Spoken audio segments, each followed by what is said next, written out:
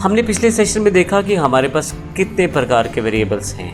अब हम सबको बारी बारी से विद एग्जांपल्स वर्कआउट करेंगे ताकि हम हर एक टाइप को प्रॉपरली समझ पाएँ, क्योंकि ये बिल्कुल बेसिक बिल्डिंग ब्लॉक्स हैं जावा को सीखने के लिए। अगर आपकी कमांड इन सब चीज़ों पे हो जाती है तो आप आसानी से जावा में बड़े बड़े प्रोग्राम्स बना सकते हैं। इस सेशन को शुरू करने से पहले मैं आपको बता दूं कि यहाँ राइट हैंड साइड पे आपके पास स्क्रीन पे जो नाम दिखाया जाता है वो एक प्रोग्राम का नाम है car.java, और ये प्रोग्राम जो है इस पर्टिकुलर टॉपिक से लिंक है, जिस टॉपिक की जानकारी हम इस सेशन में लेने वाले हैं, जो कि इंस्टेंस वेरिएबल है। आपको जो डीवीडी स्मार्टो सिस्टम के द्वारा प्राप्त हुई है, तो आप उस डीवीडी में एक्सरसाइजेस का जो फोल्डर है उसको अपने कंप्यूटर में कॉपी कर लें। उसमें आपको सभी ये प्रोग्राम मिल जाएंगे, और यदि किसी कारण से वो फोल्डर अवेलेबल नहीं है तो आप smartosystems.in की वेबसाइट पर जाकर भी इनको डाउनलोड कर सकते हैं डाउनलोड सेक्शन से। तो आइए शुरू करते हैं, हम आगे की तरफ चलते हैं। इसमें इंस्टेंस वेरिएबल की मैं बात कर रहा था। तो इंस्टेंस वेरिएबल क्या है? एग्जैक्टली ये बेसिक वेरिएबल हैं जो क्लास में डिक्लेयर किए जाते हैं, परंतु डिक्लेयर करते समय ये ध्यान रखा जाता है कि ये वेरिएबल किसी मेथड के अंदर ना आए, ना ही कंस्ट्रक्टर के अंतर्गत आए। इसका अर्थ ये हुआ वो वेरिएबल जो क्लास की बाउंड्री में तो है लेकिन किसी मेथड के अंतर्गत या कंस्ट्रक्टर के अंतर्गत नहीं है। इस तरह के वेरिएबल ऑब्जेक्ट के द्वारा डेटा स्टोर करने के लिए प्रयोग किए जाते हैं। इन वेरिएबल्स में ऑब्जेक्ट अपना डेटा स्टोर कर सकते हैं और जब भी उन्हें चाहिए तो वो उन्हें निकाल सकते हैं।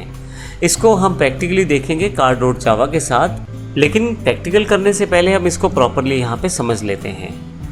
हालांकि इसकी जानकारी हम पिछले सेशंस में ले चुके हैं, लेकिन यहाँ पे हम टाइप ऑफ वेरिएबल को डिस्कस कर रहे हैं। तो इंस्टेंस वेरिएबल या ऑब्जेक्ट वेरिएबल या ऑब्जेक्ट बेस वेरिएबल क्या है, उनकी जानकारी हम यहाँ पे ले रहे हैं।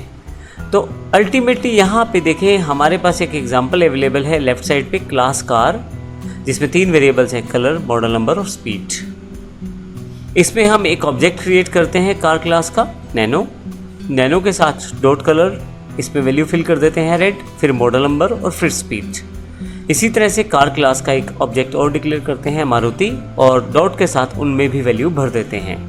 तो अल्टीमेटली देखें तो यहाँ पे दोनों ऑब्जेक्ट डिफरेंट हैं और दोनों ही कार क्लास से रिलेटेड हैं और अपनी अपनी वैल्यू को दोनों ने स्टोर किया है। राइट हैंड साइड पे एक ग्राफिक के द्वारा शो किया गया है। ऊपर की तरफ नैनो ऑब्जेक्ट की जानकारी दी गई है, जो कलर वेरिएबल, मॉडल जो स्पीड को स्टोर करता है, और इसी तरह से मारुति भी इन तीनों को स्टोर करता है। हालांकि दोनों में वैल्यूज डिफरेंट हैं।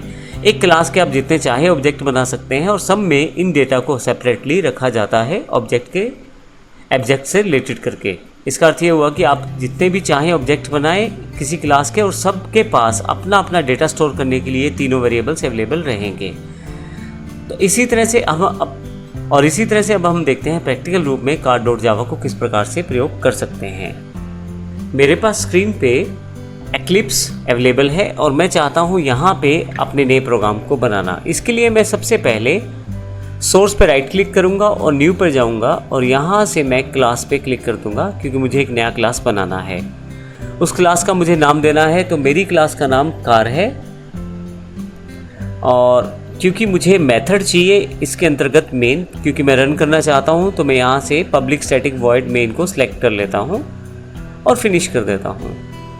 अब देखेंगे मेरे पास एक क्लास कार अवेलेबल हो गई है, जिसमें ऑलरेडी एक मेथड है वॉइड मेन, जो कि स्टैटिक है। हालांकि स्टैटिक की जानकारी हम अगले सेशन में लेने वाले हैं, परंतु अभी तक के लिए एक स्पेशल मेथड जो आपके प्रोग्राम में होना चाहिए, यदि आप अपने जावा के प्रोग्राम को रन करना चाहते हैं तो बड़ा इंपॉर्टेंट है आपके पास वॉइड मेन का होना। वॉइड मेन एक मेन मेथड है जहां से आप पूरे के पूरे जावा प्रोग्राम को कंट्रोल करते हैं। अल्टीमेटली जब भी आप जावा का प्रोग्राम रन करते हैं तो वॉइड मेन को ही सबसे पहले कॉल किया जाता है कंपाइलर के द्वारा, और यहाँ से कंपाइलर इस ब्रैकेट को फाइंड करता है और इसके अंतर्गत जितनी भी इंस्ट्रक्शंस दी गई हैं उन सब इंस्ट्रक्शंस को फॉलो करता है। मेरे पास अभी कोई भी इंस्ट्रक्शन नहीं है, अभी मेरे पास केवल यहाँ पे कमेंट है। कमेंट में डिलीट कर देता हूँ, थोड़ा सा स्पेस को बढ़ा लेता हूँ और यहाँ से इस ब्रैकेट को नीचे ले आता हूँ ताकि मेरे पास थोड़ा सा आसान रहे देखने में। एक्लिप्स में काम करते समय ब्रैकेट्स पे काम करना बड़ा आसान हो जाता है। जब आप माउस पे क्लिक करते हैं तो इसके कॉरस्पॉन्डिंग जो ब्रैकेट है जो ऊपर की तरफ दिया गया है उसको वो सिलेक्ट कर लेता है। इसी तरह से यदि मैं यहाँ सिलेक्ट करूँ तो उसके कॉरस्पॉन्डिंग ब्रैकेट को भी यहाँ पे सिलेक्ट कर लिया जाता है। तो आप आसानी से चेक कर सकते हैं कि आपका कौन सा ब्रैकेट किससे मैच करता है। यहाँ पे मैंने पहले से इस कोड को बना लिया है, तो मैं यहाँ पे इस कोड को टाइप नहीं करता हूँ और कॉपी पेस्ट कर लेता हूँ पहले से बने हुए कोड को। इसके लिए मैं इस पूरी क्लास को हटा देता हूँ और यहाँ पे पेस्ट कर देता हूँ, क्योंकि कोड मेरे पास पहले से ही अवेलेबल है। तो इस प्रकार से हमने यहाँ पे एक क्लास कार बनाई है जिसके अंतर्गत 3 वेरिएबल्स हैं, कलर, मॉडल नंबर और स्पीड। हालांकि हमने डेटा टाइप को अभी डिस्कस नहीं किया है, परंतु एग्जाम्पल को समझने के लिए आप इसको अपने एक्लिप्स में कॉपी पेस्ट करके चला सकते हैं और समझ सकते हैं एग्जैक्टली हम इंस्टांस वेरिएबल को किस प्रकार से प्रयोग करते हैं। पब्लिक स्टैटिक वॉइड मेन मेरे पास यहाँ पे फंक्शन अवेलेबल है। इस ब्रैकेट को नीचे ले आता हूँ थोड़ा क्लियर करने के लिए।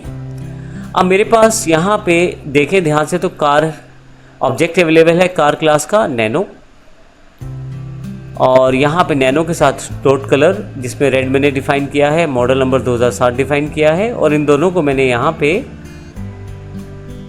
सिस्टम डॉट आउट डॉट प्रिंटल के साथ प्रिंट करवाया है स्क्रीन पे। प्रिंट करवाने के लिए देखिए मैंने यहाँ पे डबल कोट्स में जो कोट किया है वो एज इट इज प्रिंट होगा। प्लस के निशान के साथ मैंने नैनो डॉट कलर को यहाँ पे प्रयोग किया है, तो नैनो डॉट कलर में जो वैल्यू है वो यहाँ पे प्रिंट हो जाएगी जो कि रेड है। फिर से प्लस, क्योंकि अगला मुझे फिर से थोड़ा सा लाइन को ऐड करना है, तो मॉडल इस ऐड किया है, फिर प्लस, और अब की बार मैं दूसरे वेरिएबल की वैल्यू को यहाँ शो करना चाहता हूँ नैनो डॉट मॉडल नंबर के साथ। तो यहाँ पे मेरे पास पूरा का पूरा ये प्रोग्राम तैयार है। प्रोग्राम को रन करने के लिए मुझे केवल यहाँ पे क्लिक करना है और पहले से कुछ सेव है सेटिंग्स और कॉन्फ़िगरेशन, बस मुझे ओके करना है। और यदि आप नीचे की तरफ देखें तो इसका आउटपुट आपके पास यहाँ अवेलेबल हो जाएगा। Colour is red and model is 2007। ये जानकारी सिस्टम डॉट आउट डॉट प्रिंटल के द्वारा प्रिंट की गई है। अब यहाँ पे ये पूरा का पूरा एग्जाम्पल जो है ये इंस्टांस वेरिएबल से रिलेटेड है।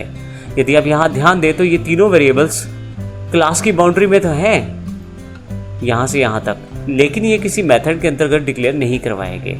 जैसे मेरे पास यहाँ पब्लिक स्टैटिक वॉइड मेन एक मेथड है, इसके अंतर्गत मैंने डिक्लेयर नहीं करवाए, और ये जो वेरिएबल्स हैं ये क्लास पूरी की पूरी क्लास में अवेलेबल रहेंगे, तीनों के तीनों वेरिएबल, इनको मैं कहीं भी एक्सेस कर सकता हूँ। अब यहाँ एक इम्पोर्टेंट एस्पेक्ट को हम समझेंगे जावा में इंस्टांस वेरिएबल के साथ जो जुड़ा हुआ है। यदि आप क्लास में कोई वेरिएबल डिक्लेयर करवाते हैं, जैसे मैंने 3 वेरिएबल यहाँ डिक्लेयर करवाए हैं, और यदि आपको इन वेरिएबल्स को किसी स्टैटिक फंक्शन में चलाना पड़ता है, स्टैटिक हालांकि अभी डिस्कस नहीं किया है, लेकिन यहाँ पे ये एस्पेक्ट इंपॉर्टेंट है इसलिए मैं यहाँ बता रहा हूँ। यदि आपने किसी क्लास में कुछ वेरिएबल्स डिक्लेयर करवाए हैं जो इंस्टांस लेवल वेरिएबल्स हैं, और आपको वो वेरिएबल्स किसी स्टैटिक फंक्शन में चलाना पड़ते हैं, जैसे स्टैटिक वॉइड मेन एक फंक्शन है, तो आपको इसके लिए उस क्लास के ऑब्जेक्ट का प्रयोग करना पड़ेगा, जैसे मैंने नैनो का प्रयोग यहाँ पे किया है। ये एक इम्पोर्टेंट पॉइंट है। हालांकि यदि मैं स्टैटिक फंक्शन का प्रयोग नहीं करता, जैसे कि मैं एक फंक्शन मेरे पास पहले से अवेलेबल है, मैं ऐड कर लेता हूँ, शो स्पीड फंक्शन है, ये स्टैटिक फंक्शन नहीं है। अब यहाँ हमारे पास 2 मेथड अवेलेबल हैं, एक पब्लिक वर्ड शो स्पीड जो कि स्टैटिक फंक्शन नहीं है, स्टैटिक मेथड नहीं है, और दूसरा हमारे पास पब्लिक स्टैटिक वॉइड मेन, ये एक स्टैटिक मेथड है। तो यहाँ पे 2 मेथड अवेलेबल हैं, शो स्पीड जो स्टैटिक नहीं है और जो वॉइड मेन जो कि स्टैटिक है। जब भी हम इंस्टांस वेरिएबल्स को या ऑब्जेक्ट बेस्ड वेरिएबल्स को, जैसे कि हमने ये 3 डिक्लेयर किए हैं ऊपर की तरफ, जब भी हम ऐसे वेरिएबल्स इंस्टांस वेरिएबल्स को किसी स्टैटिक मेथड के अंतर्गत प्रयोग करना चाहते हैं, तो उसके लिए हमें उस क्लास का ऑब्जेक्ट को प्रयोग करना होता है। जैसे क्लास कार का एक नैनो ऑब्जेक्ट लिया गया है और फिर नैनो डॉट कलर और नैनो डॉट मॉडल नंबर का प्रयोग किया गया है। परंतु यदि आप किसी नॉन स्टैटिक फंक्शन या नॉन स्टैटिक मेथड, जैसे कि यहाँ पे शो स्पीड मेथड अवेलेबल है, इसमें प्रयोग करना चाहते हैं इनमें से कोई भी वेरिएबल, तो उसके लिए आपको क्लास के ऑब्जेक्ट की आवश्यकता नहीं है। जैसे मैंने यहाँ पे स्पीड को डायरेक्टली प्रयोग किया है, जबकि यहाँ पे मैंने नैनो डॉट कलर का प्रयोग किया था। अब इसका अर्थ ये है कि यदि मैं यहाँ पे नीचे की तरफ स्पीड प्रयोग करना चाहता हूँ, तो इसके लिए मुझे यहाँ पे प्लस का सिंबल लगाना है, 2 बार डबल कोट्स, और जो मैं टाइप करना चाहता हूँ, जैसे स्पीड इज़, मैं यहाँ भी दे देता हूँ, थोड़ा सा स्पेस यहाँ से छोड़ लेता हूँ, थोड़ा सा आगे इस तरफ को, और फिर प्लस लगा के। अब यहाँ पे मैं डायरेक्ट स्पीड नहीं लिख सकता, अगर मैं लिखता हूँ तो आप देखिएगा यहाँ पे एक एरर अवेलेबल हो गया है, यहाँ कॉर्नर में can not make a static reference to non static fields, अर्थात यहाँ पे स्टैटिक फंक्शन में आप इस सिंपल वेरिएबल को डायरेक्ट कॉल नहीं कर सकते। इसके लिए आपको इसके ऑब्जेक्ट जो कि नैनो है उसके साथ इसे कॉल करना पड़ेगा। जैसे ही आप ये करेंगे आप देखेंगे कि यहाँ पे एरर जो है वो हट गया है। तो यहाँ पे इस पॉइंट को ध्यान रखिएगा, जब भी हम इंस्टेंस वेरिएबल्स या जब भी हम यहाँ पे ऑब्जेक्ट बेस्ड वेरिएबल्स को कॉल करते हैं किसी स्टैटिक मेथड में, उसके लिए हमें उस क्लास के ऑब्जेक्ट की आवश्यकता रहती है। परंतु यदि किसी नॉन स्टैटिक मेथड में हम कॉल करते हैं तो उसके लिए किसी भी ऑब्जेक्ट की आवश्यकता नहीं है, आप डायरेक्टली उस वेरिएबल को प्रयोग कर सकते हैं। तो इस सेशन में हमने सीखा किस प्रकार इंस्टेंस वेरिएबल्स को आप क्रिएट कर सकते हैं और उनका प्रयोग कर सकते हैं, और हमने ये भी देखा कि स्टैटिक मेथड और नॉन स्टैटिक मेथड में उनको किस प्रकार से प्रयोग किया जाता है। अगले सेशन में हम स्टैटिक वेरिएबल्स की जानकारी लेंगे और देखेंगे किस प्रकार इनका प्रयोग किया जाता है। धन्यवाद।